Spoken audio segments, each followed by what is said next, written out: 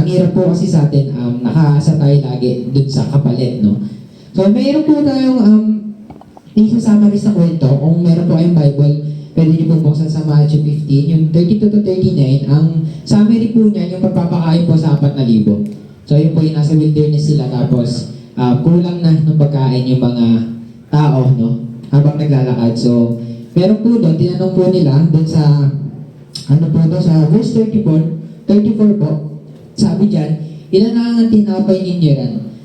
Tanong ni Jesus sa kanila. 7 po at meron pong ilang maliit na isda, sagot nila.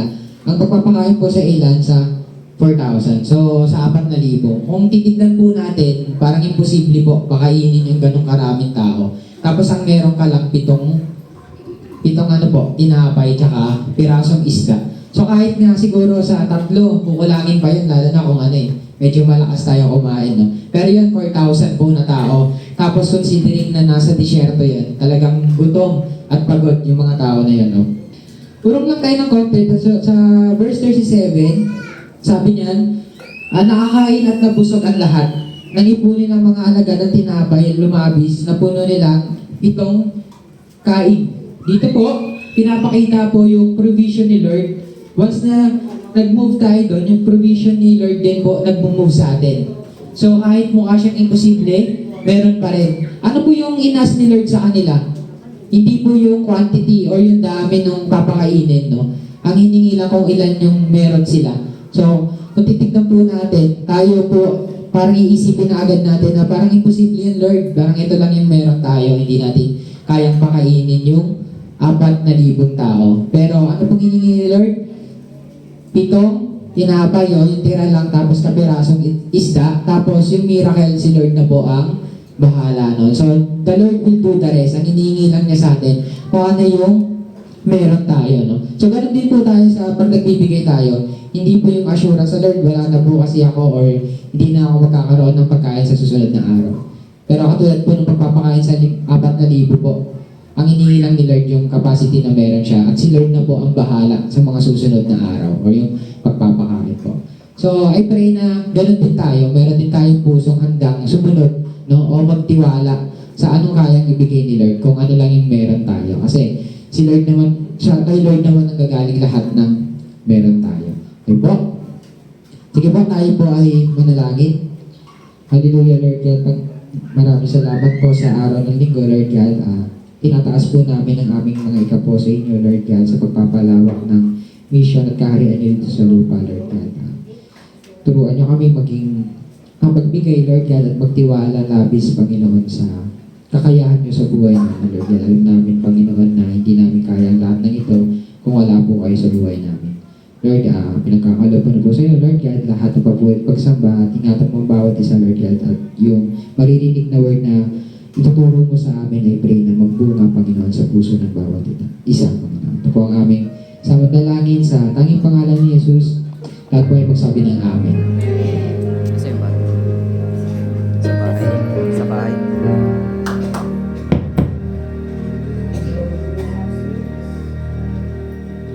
We lift our voices, we lift our hands, we lift our lives up to you. We are an offering. Lord, use our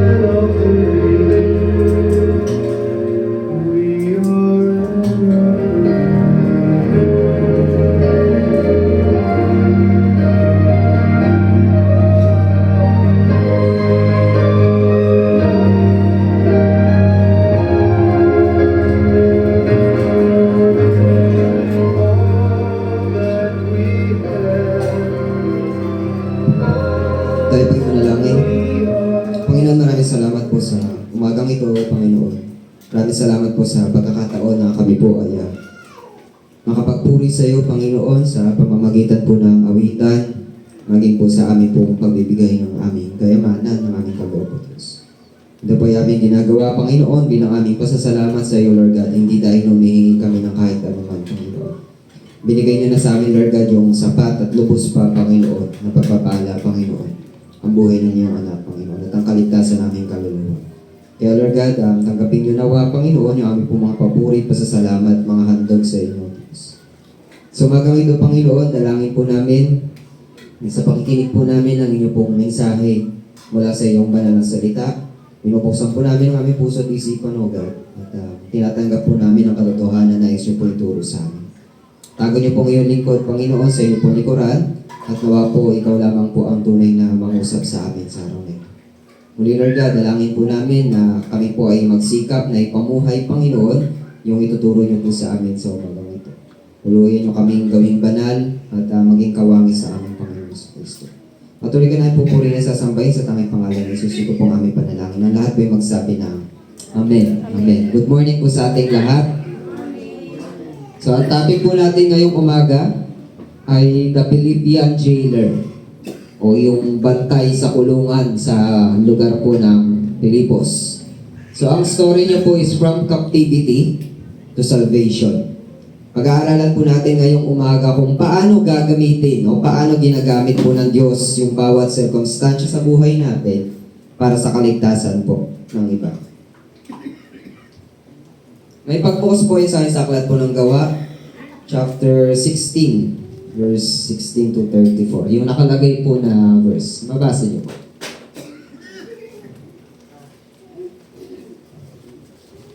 Gawa chapter 16, medyo mahaba po ito.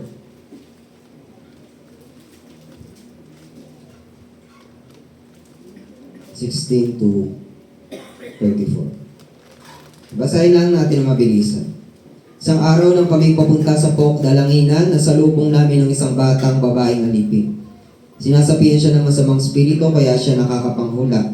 Malaki ang kinikita ng kanyang mga amo dahil sa kanyang panguhula. 17, sinusundan niya kami nila Pablo at sumisigaw ng ganito. Ang mga taong ito ay lingkod ng kataas-taasang Diyos, ipinapahayag nila sa inyo kung paano kayo maliligtas. Marami ng araw na ginagawa niyo, kaya nainis si Pablo. Hinarap niya ang bata at sinabi sa espiritu, iniutos ko sa iyo sa pangalan ni Jesucristo, lumabas ka sa babaeng yan. At noon din lumabas ang espiritu. Na makita ng mga amo ng bata na nawala ang kanilang pagkakakitaan, sinunggaban nila sila Pablo at Silas. Tinaladkad sa liwasang bayan at iniharap sa mga may kapangyarihan. Inaharap sila sa mga pinuno ng lungsod at pinaratangan ng ganito. Nanggugulo po sa lungsod ng mga Hudyong ito. Nagtuturo sila ng mga kaugaliang labag sa kautusan nating mga Romano. Hindi natin maaaring sundin ang mga itinuturo nila. Nakisali ang mga tao sa pananakit sa kanila at pinahubaran sila ng mga pinuno at pinakagupit. Pagkatapos sampasin ng paulit-ulit, sila ay pinabilanggo at pinabantayang mabuti. Ipinasok sila ng bantay sa kaloob-looban ng bilangguan at tinilagay ang kanilang mga paa sa pagitan ng dalawang mabibigat na kahoy. Na maghahating gabi na, sina Pablo at Silas ay nanalangin at umawit ng himno sa Diyos at nakikinig naman ng ibang mga bilanggo. Walang ano-ano'y lumindol ng malakas at nayanig pati ang mga pundasyon ng bilangguan. Biglang nabuksan ang mga pinto at nakalagang mga tanikala ng lahat ng bilanggo. Nagising ang mga bantay ng bilangguan at nang makita niyang bukas ang mga pinto, inakala niya nakatakas sa mga bilanggo. Dahil dito, ibinunod niya ang kanyang tabak at magpapakamatay na sana. Ngunit sumigaw si Pablo, huwag mong saktan ng iyong sarili. Narito kaming lahat. 29. Humingi ng ilaw ang bantay, patakbong pumasok at nanginginig na nagpatira pa sa harap nila Pablo at Silas. Sila ay inalabas niya at sinabi, mga Ginoo, ano po ang dapat kong gawin upang ako'y maligtas? 31.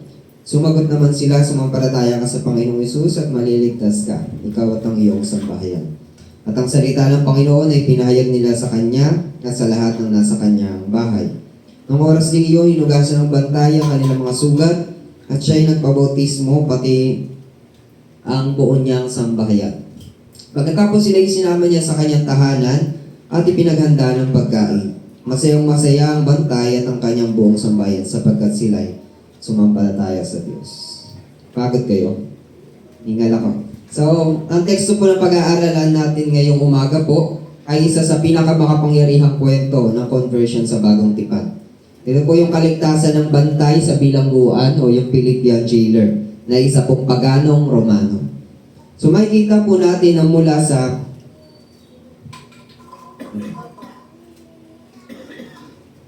po sa pagiging isang matigas na Romanong bantay na hindi kumikilala sa Panginoon, nakita natin merong isang malakas na lindol, merong isang desperadong tanong, at ito po ay nagresulta ng buhay na lubusang na bago. Pero mga kapatid, sa pag-aaralan po natin ngayon, hindi po yung jailer ang pangunahing bida po dito. Hindi po yung lindol, hindi si Silas o si Pablo. Ang tunay po na bida dito ay ang Diyos po lamang. Ayan po. Hindi ang jailer ang pangunahing bida sa kwento, hindi rin ang lindol at lalang hindi rin si Pablo at Silas. Ang tunay na bida ay ang Diyos na nagliligtas ng makasalanan sa pamamagitan ng kanyang biyaya. Ang pangunahing aral po ng teksto na pag-aaralan natin ngayong umaga po ay ang Diyos po ay nagliligtas ng mga makasalanan sa pamamagitan ng kanyang makapangyarihang biyaya at sa pamamagitan ng pananampalataya sa ating Panginoong Jesucristo. So bilang unang point po, tingnan po natin ito. Sabi po dito, ang Diyos po ang soberanong nag-aayos ng pangyayari para sa kaligtasan. Sino po sa atin ang naniniwala ang Diyos natin ay sovereign? O naintindihan niyo po ba yung word na sovereign? Pag sinabi pong sovereign o soberano, ang ibig sabihin lamang po niyan ay ang Diyos po ang makapangyarihang namumuno at ang Diyos lamang po ang may sukdulang may kapangyarihan. Ibig sabihin po, ang Diyos po ang may pinakamataas na otoridad sa lahat ng bagay. Pag sinabi pong sovereign ang Diyos, ibig sabihin po siya yung may kontrol ng kasaysayan, siya yung may kontrol ng kalikasan at maging yung buhay po ng tao. At wala pong nangyayari na hindi niya alam at hindi niya pinahihintulutan. Ayan. Ang Diyos ang soberanong nag-aayos sa mga pangyayari para sa kaligtasan. Ito pa yung word na sovereign. Hirap naman ito. Ang Diyos ang pinakamataas na otoridad sa lahat ng bagay. Siya ang may kontrol ng kasaysayan, kalikasan at buhay ng tao. At walang nangyayari na hindi niya po alam at hindi niya pinahihintulutan. May kita niyo po isan sa mga verses po na yan. Sa Awit 115:3 tsaka Daniel 4:35. So in short po, ang Diyos po ang may ganap na pinakamataas na kapangyarihan na mamuno at magpasya sa lahat po ng bagay, maging po sa ating kaligtasan.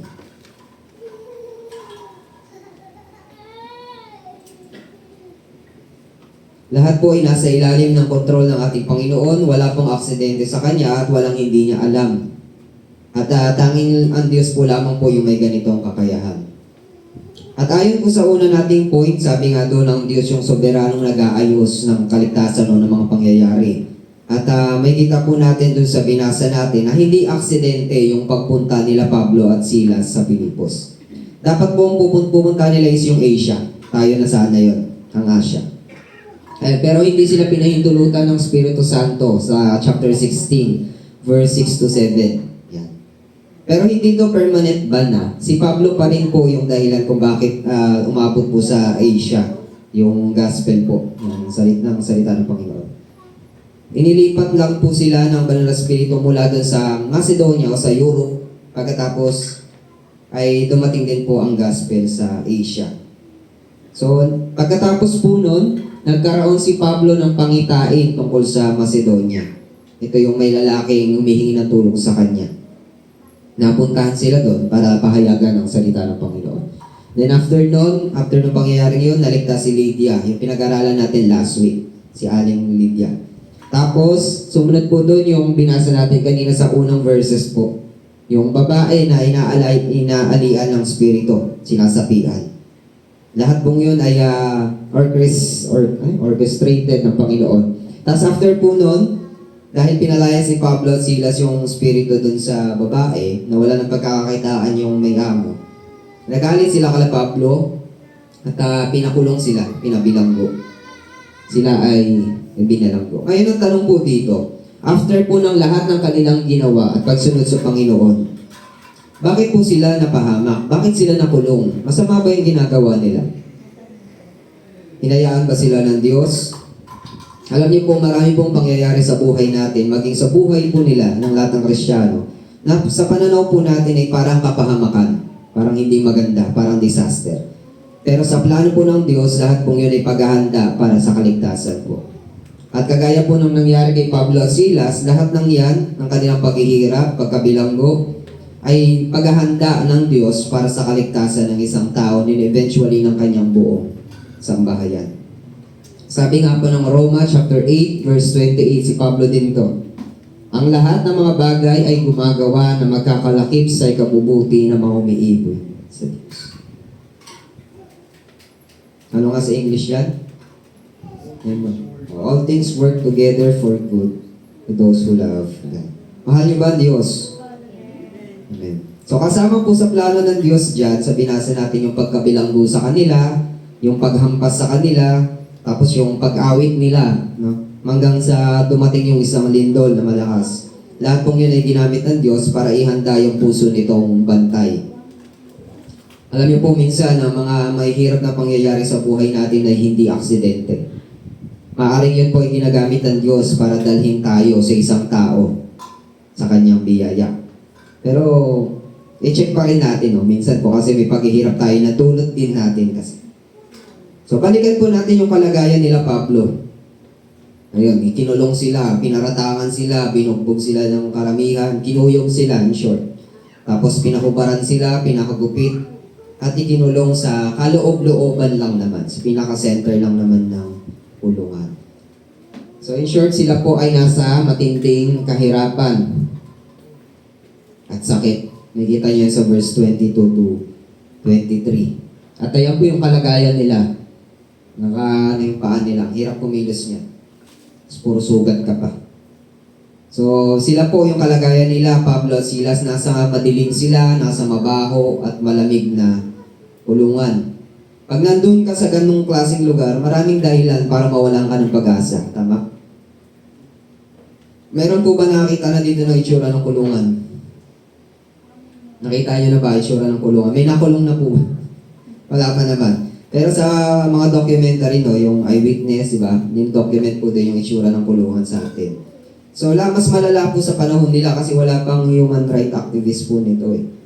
So, wala pang aircon kapag nakulong ka. Ngayon kasi pag nakulong ka, may pera ka, may aircon, may cellphone. Parang lumipat ka lang ng bahay. Pero ngayon po, sa panahon po nila, ay talagang kadiri po yung kulungan. Kalimutan ko yung pangalan ng kulungan na para silang mga sardinas. Tapos may mga nakahiga pa sa gilid ng kubeta. Walang banig, siksikan sila parang mga sardinas. Ganun po yung kalagayan ng mga taong nasa kulungan. At pag naroon ka, walang dahilan sa iyo para magsaya sa ganung klaseng kalagayan. Pero sila Pablo at Silas po, nahanap nila yung comfort sa Diyos. Anong ginawa po nila? Umawit sila, no? Nag-worship sila. Umawit sila bilang panalangin at pagpupuri. Sa hating gabi, nagkakantahan pa sila. Ano pong ibig sabihin nito? Sa Christian tradition po, sa Hebrew po, tradition, ang awit po nila, pag umaawit ang mga Kristiyano, bahagi po yun ng kanilang panalangin at pagsamba, parang sa atin.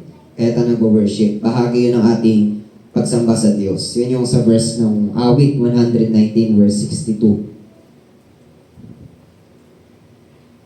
Ayan, gumigising ako, lagi pagsapit ng hating gabi, sa matuwid mong paghatol, lagi kitang pinupuri. So, ang awit po, ang pagkanta sa kanila ay isang paraan ng pagpapahayag ng kanilang pananampalataya sa gitna po ng kahirapan. Meron po ba dito kapag nahihirapan siya, kumakanta siya? May nagbibidyo ko eh. Tapos may bote sa gilid. Wala naman po. Iba pong kantahan yun, no? Hindi po pagpupuri sa Diyos. So sila, hindi lang po sila nagdarasal sa salita, kundi nagbibigay sila ng papuri sa pamamagitan ng kanta. Isip ko nga ano yung kinakanta nila dyan. Tapos sa kalagayan po nila, dahil nasa kaloob-looban sila ng kulungan, pag kumanta ka doon, mag-i-echo yun at maririnig ng lahat ng naroon. Kaya nga sabi dun sa isang verse, nakikinig yung mga ibang bilanggo. Sa kulungan natin ngayon, may kantahan pa rin eh. Pero hindi na po kagaya nung kinakanta nila Paul at Silas. Iba na. Yung kinakanta nila yung ang mga preso na nakakulong ay mahal ng Diyos.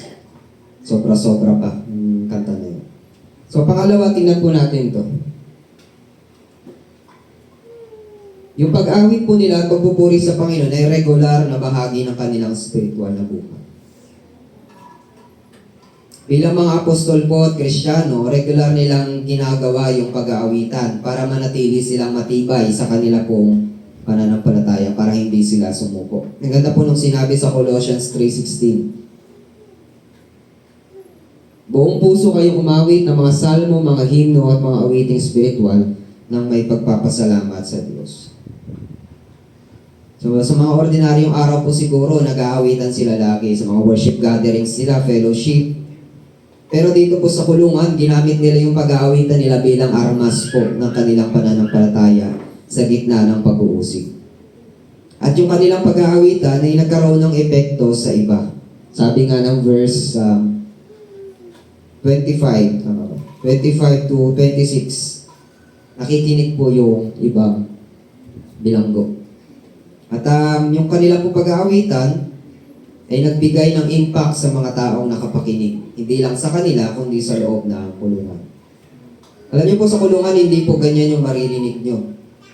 May mga maririnig kayo nagmumura, nagagalit, naglalabas ng sama ng loob. Kasi nga, nandun sila sa loob ng kulungan. Napakalaking kaibahan po nito sa karaniwang sigaw at sumpa na maririnig natin. Sila Pablo, nag-aawitan pa sila, nagpapasalamat pa sa Panginoon. At yan nga, nakatulong ito sa puso ng bantay. Sila Pablo at Silas, nasaktan po sila pero hindi sila nasira. Yung awitan po nila ay nagbigay sa kanila ng katsagaan, pagkakaisa at pagtitiwala sa Diyos.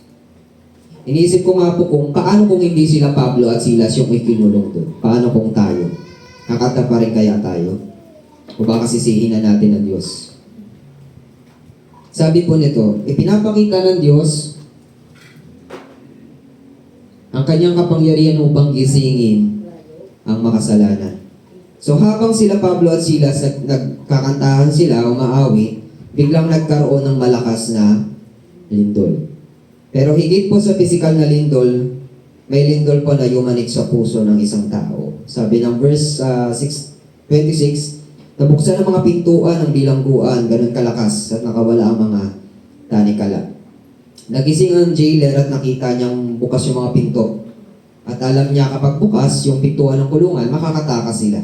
At pag nakatakas sila, siya yung papatayin ng gobyerno. Kaya nga siya nagtangka magpakamatay na that time. Pero sumigaw si Pablo, sabi niya, huwag mo saktan ang iyong sarili, nandito pa kami. Hindi kami tumakas. So sa sandaling pong yun, nayanig yung puso ng jailer. Kasi nakita niya, may pagkakataon namang tumakas itong mga to, pero bakit hindi nila ginawa? Ang tanong ko po dito is, paano ang isang makasalanan, kagaya po nitong jailer na ito, ay lumapit at nagtanong patungkol sa kaligtasan? Paano ang isang patay sa kasalanan, na sinasabi po ng Efeso chapter 2, verse 1, lahat po tayo ay patay dahil sa ating pagsuwaya sa ating kasalanan. Pag ang isang tao po ay patay, wala po siyang magagawa. Kaya ang tanong ko dito is, paano yung isang patay na makasalanan ay magtatanong patungkol sa kaligtasan? Sabi nga ng verse 30, lumapit siya sa kanya, kala Pablo Silas ang nanginginig at nagtanong kung paano siya maliligtas. Alam niyo pong kasagutan po doon, kilala niya sila Pablo at Silas. Hindi po personally, pero may kita po natin doon sa story, personal na pinabantay sa kanya to si Pablo at Silas.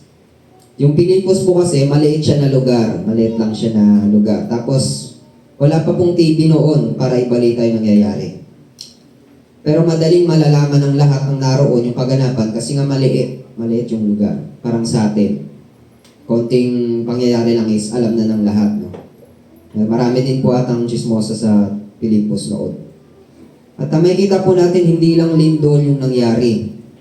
Ang Diyos po yung gumising sa kanyang konsensya. Hindi lindol sa labas, kundi yung kanyang kalooban ay nayanig. At ito po ay malinaw na gawa ng Espiritu Santo. na kumikilos sa puso ng bawat isa sa atin. Alam niyo po yung pinag-aaralan po natin ngayon ng kaligtasan ng jailer na ito, ay hindi po kwento ng kaligtasan ng isang tao. Ito po ay patunay na ang biyaya ng Diyos ay lumalagpas hanggang Israel. Na ang kaligtasan ng Diyos ay parating po sa mga hintil. Kung babalikan niyo, siya po ay Romano. Sakop nila yung mga Hudyo. Under nila ng oppression yung mga Hudyo. At ang Romano po ay mga pagano. Pero pinili ng Diyos ang taong ito na makilala sa Kanya. So yung tanong po natin na paano nagkakaroon ng desire ng isang makasalanan na maligtas? Una po, ang Diyos pong gumigising sa konsensya. So God initiates the awakening. Sabi po ng John chapter 16 verse 8, kapag dumating ang Espiritu Santo, kanyang susumbatan ng sanlibutan tungkol sa kasalanan. So ang conviction po ay galing at gawa po ng Diyos. Hindi po ito galing sa ating sarili. Wala tayong kakayahang pandirihan ng kasalanan kasi likas sa atin na gawin yun. Kasalanan nga tayo. Pero kung tayo po ay pinagaharian ng Espiritu Santo, meron po tayong tinatawag na conviction. Kaya po, ang sabi dito, ang pagiging Kristiyano ay hindi gawa ng tao. Hindi porket dumadalo ka ng gawain, matagal ka na ang dumadalo is Kristiyano ka na. Banal na Espiritu po ang patunay na ikaw ay tunay na Kristiyano. Kaya po wala pong nagiging Kristiyano sa pagdalo-dalo lang. Kailangan po meron siyang bunga, may pagbabago sa buhay ng isang tao. Pangalawa, ginagamit po ng Diyos, o ginamit ng Diyos yung mga pangyayari. Yung himala, yung pag-aawitan nila Pablo at Silas, maging yung lindol, ginamit ng Diyos para gisingin yung kaluluwa na itong jailer na to. Pangatlo, nagkaroon siya ng awareness sa kanya pong pagiging makasalanan. Lumapit siya na nanginginig, nagpakumbaba siya, tinawag niya mga Ginoo, itong sila Pablo at Silas. Meron na siyang clue kung sino to si Pablo at Silas, na nagpipreach sila ng Mesiyas na si Jesus Christ.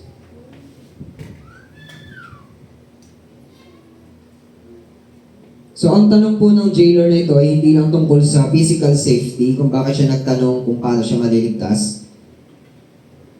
Ang minimin niya po dito is yung kaligtasan ng kanyang kaluluwa, yung kapatawaran ng kanyang kasalanan at yung kanyang relasyon sa Diyos. Naalala niyo po ba yung unang araw na na-meet po natin ang Panginoon? Ito rin po ba yung desire ng puso natin? Kung paano tayo maliligtas? Kung paano tayo mapapatawad sa ating kasalanan? Kung paano tayo magkakaroon ng relasyon sa Diyos? Kung hindi pa po huli ang araw. Tayo po'y lumapit sa Panginoon. So ang desire po ng jailer na ito, na maligtas, ay dahil ginamit po ng Diyos yung mga kaganapan po. Ayun, narinig niya yung testimony nila Pablo at Silas. Kasi sa kanya nga ibinabantay. Tapos yung Diyos po ang gumising sa kanyang puso. At ang Diyos pa rin po ang may kaganapan ng kaligtasan, maging pong sa bawat isa sa atin.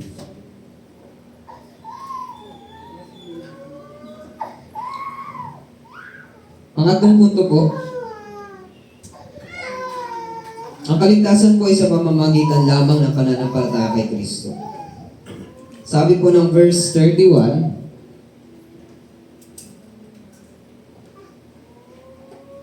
ayun, napakasimple po ng sagot ni Pablo sa chapter 16 verse 31 ng Roma.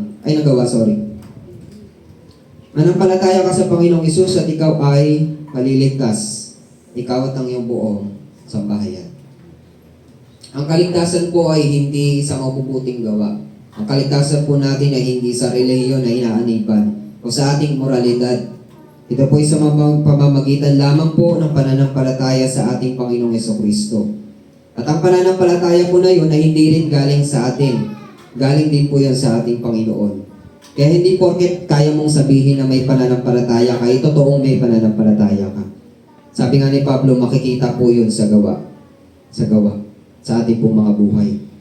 So, ang pananampalataya po ay galing sa Diyos. Sabi ng Efeso chapter 2, verse 8 to 9, sapagkat dahil sa kagandahang loob ng Diyos, kayo ay naligtas sa pamamagitan ng pananampalataya at ito ay kaloob ng Diyos. Hindi po ito galing sa atin, hindi siya galing sa church.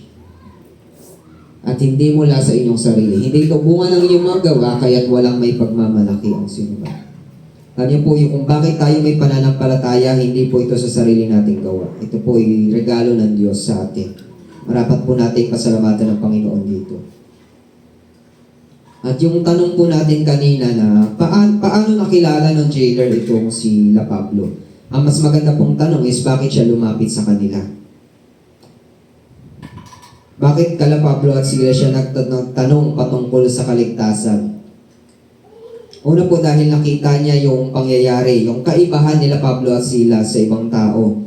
Itong si Pablo at Silas binugbog na, pinahiya na, tinuyog na, pinaratangan na ng mali, pero nagagawa pa rin nila umawi. Diba? Sa atin, hindi pwede yun eh. Ipapatol po kita pag ganun. No? Pag tinapakan mo yung karapatan ko. Pero sila Pablo at Silas, hindi po. Nakulong sila, tinanggap nila yung pagkakakulong, pero nanalangin sila at nagpasalamat sa Diyos. Yan yung kaibahan ni Pablo at Silas, na dapat ganun din po sa ating mga buhay. Minsan po, o madalas po, yung testimony ng buhay natin, yung nagbubukas ng puso ng tao, bago pa niya marinig yung ebanghelyo. Kaya importante po na maingat tayo sa ating pong pamumuhay. Kasi yung mga tao po na hindi nakakilala sa Panginoon, nakatingin sila sa atin. So kung paano tayo magsalita, paano tayo mag-react, paano tayo gumawa. Lahat pong yun ay tinitignan nila. Kung nakikita po nila sa atin ang kaibahan sa buhay ng ibang tao, hindi po nakakapagduda na sila po ay tunay na lumapit din sa Panginoon. Panghuli po, ang tunay na kaligtasan ay nagbubunga ng bagong buhay. Nais ko pong i-check po natin yung ating mga sarili. Kung naniniwala po na tayo ay may kaligtasan na, tayo ay may pananampalataya na, tingnan po natin kung meron na tayong bagong buhay. Ito pong si jailer na ito, itong bantay ng kulungan, pagkatapos niyang manampalataya sa Panginoon, hinugasan niya yung sugat nila Pablo at Silas. Tapos pinatuloy niya sila sa kanyang bahay. Tapos nagalak siya kasama ang kanyang pamilya. Sa verse 34. Makikita po natin dito yung ebidensya ng totoong conversion. Pinag-uusapan po natin ilang linggo na po yung about sa conversion. Ano nga ba yung marka o ebidensya ng isang tao ay tunay na convert? Una po, merong pagbabago sa puso. Merong pagbabago sa ugali. At merong pag-ibig sa mga lingkod ng Diyos at may kagalakan po sa kanyang kaligtasan. Meron siyang pagbabago ng puso, may pagbabago ng ugali, meron siyang pag-ibig at kagalakan sa kanyang kaligtasan. Alam niyo po, ang kabutihan po, ang paggawa ng mabuti ay hindi makakapagligtas sa atin. Pero ang tunay po na naligtas, nagbubunga siya ng mabuti. Diba? Nagbubunga siya ng pagbabago ng buhay ng isang tao.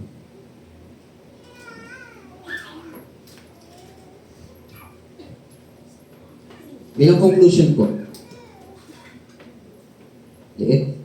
So ang kwento po ng Philippian jailer ay kwento po ng biyaya ng Diyos sa isang makasalanan. At makikita po natin dito yung soberanong plano ng Diyos pagdating sa ating pong kaligtasan.